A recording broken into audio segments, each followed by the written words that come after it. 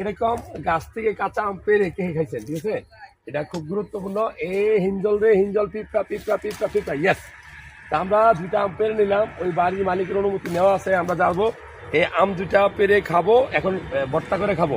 আসলে আম আপনি কেন খাবেন দেখেন, কষ, এটা কিন্তু আমের কষ না, এটা হলো ভিটামিন, এটা খুবই উপকারী।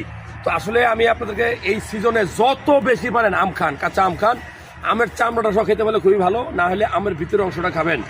কেন খাবেন আম? আমি বলবো যে এই আমের সবচেয়ে বেশি ভিটামিন সি থাকে ভাই, ভিটামিন এ থাকে, আয়রন, ফলিক অ্যাসিড সরাসরি থাকে। আপনার শরীরের খারাপ কোলেস্টেরল কাটানোর জন্য এই সকল টক সাইট্রাস ফল খাবেন।